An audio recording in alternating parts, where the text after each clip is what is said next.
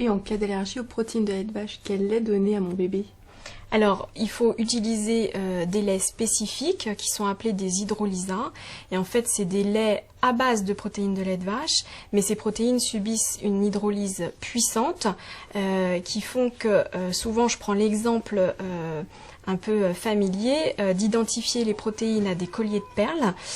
Et en fait, les hydrolyses cassent ces colliers de perles et donc on n'a plus que des bouts de collier, des perles attachées les unes aux autres, certains segments, dans le lait, et ce qui permet de faire en sorte que l'organisme ne reconnaisse plus les protéines de lait de vache comme des allergènes, comme des agents extérieurs qu'il ne tolère pas.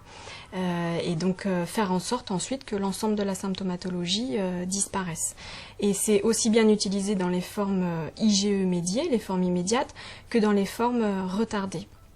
Après, il existe une catégorie de lait qui est encore plus spécifique, où en fait c'est toujours par une base d'hydrolyse, mais qui est encore plus puissante, où là le fameux collier de perles est cassé complètement, il n'y a plus que des perles qui flottent les unes à côté des autres à l'intérieur du lait, et on appelle ça des solutés d'acides aminés. Donc ça c'est pour des formes plus sévères parce qu'il existe entre guillemets des allergies, on parle aussi d'intolérance aux hydrolysats. Les hydrolysats étant l'ensemble des laits qu'on utilise de première intention.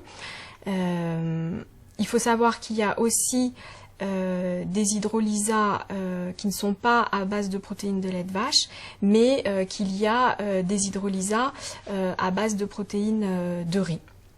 En fait, elles ont beaucoup été utilisées il y a quelques mois, voire quelques années, mais il faut se méfier parce qu'il y a des allergies au riz qui sont apparues, et également dans les acquisitions de tolérance des protéines de lait de vache, parce que le but c'est quand même que l'enfant guérisse, il y a un retard dans cette acquisition de tolérance, dans cette guérison, quand les enfants sont nourris avec un lait de riz, même les laits de riz maternisés, adaptés aux besoins nutritionnels de l'enfant.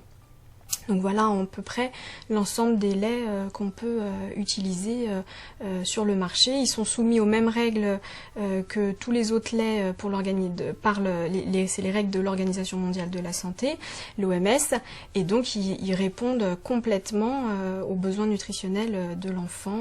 Ils sont tout à fait sécuritaires.